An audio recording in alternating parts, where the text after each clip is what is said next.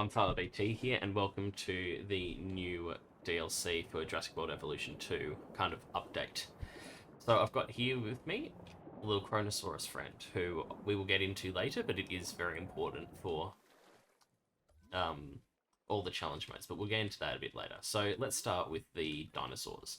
So we've got the Wuosaurus. So as you can see, I think they just look stunning, like with just the little curve plates. They need 4 in their enclosure. All of this will be updated in the spreadsheet, which will be down in the link below. We'll go into the spreadsheet a little bit later when I'm talking about the Kronosaur, but yeah, very nice looking dinosaur. Good addition to the collection. Then we've got the Minmi, so a little ankylosaurid friend. They actually require 4 like cohabitations, or whatever you call it, the like minimum requirement. And then we've got the Jusungdriptrus. Yep, nailed that. And yeah, they require 3, very similar to some of the other pterosaurs that we have.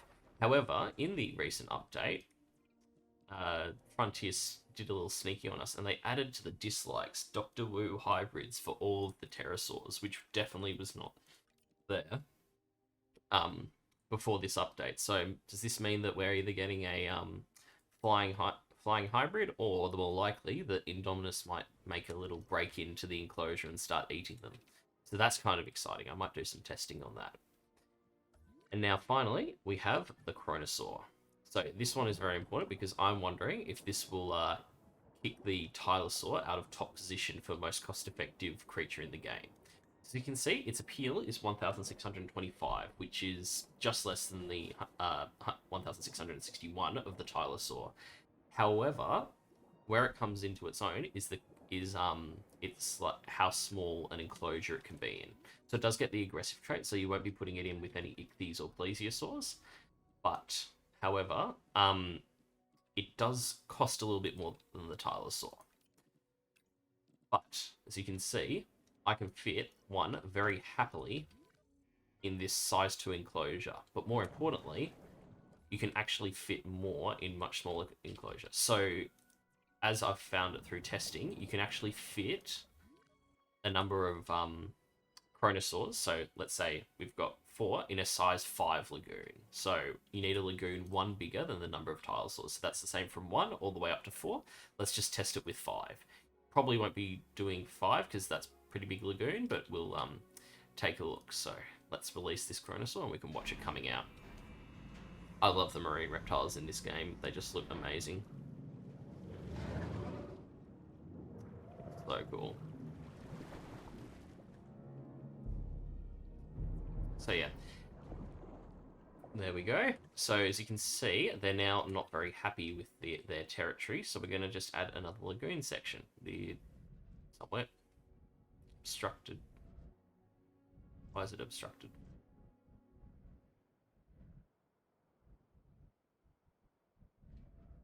Why not make a bigger lagoon? Not letting me build bigger. Oh, you need the same lagoon section that you built with. So I built with that one. There we go. So you have the 3 different lagoon sections, but you can't cross over them. So I use the Jurassic World one. So hopefully, I'll just speed this up. They should start being able to live together.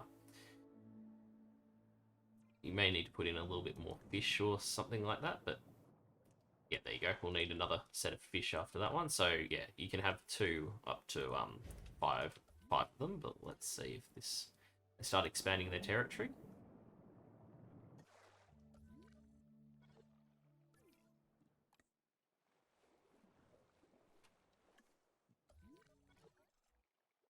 There you go.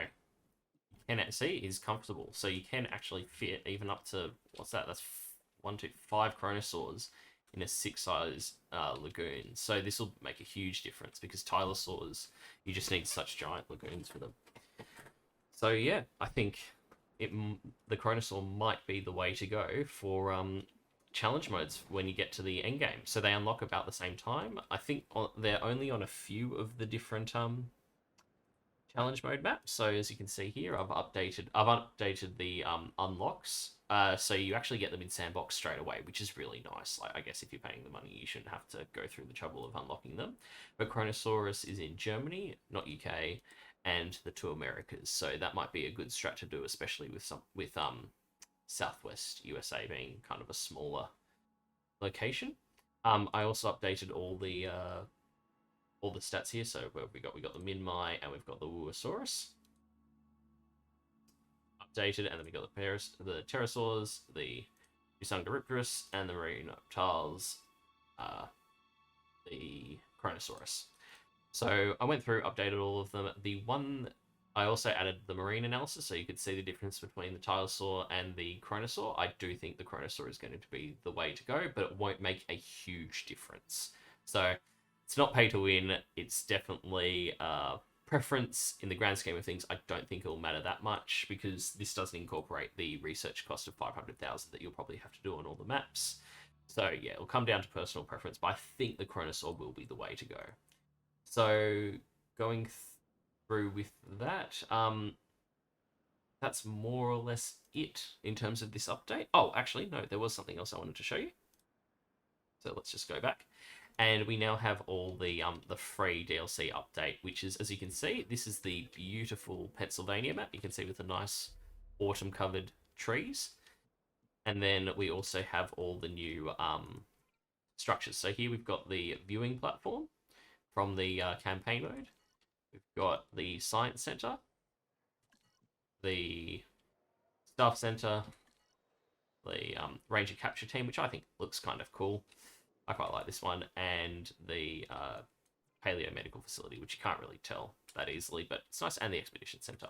Yeah, which I think is something they should have added in anyway, because you have the assets. People want to build parks with whatever style they want, so you might as well let them if you've got the assets. And so that, yeah, there you go. Our Kronosaurs are happily all living in there. The only other thing with the Kronosaurs, I don't know if they added this, but you can see the where is it? I think it was here.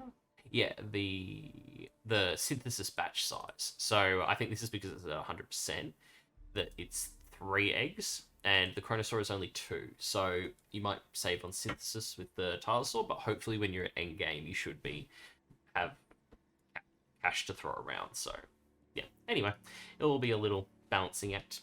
I hope you found this helpful. Let me know if you got the DLC. I don't think it's the be-all end-all. I was always going to get it because I quite like the Kronosaur and want to give you guys the content. But yeah, I will catch you guys next time.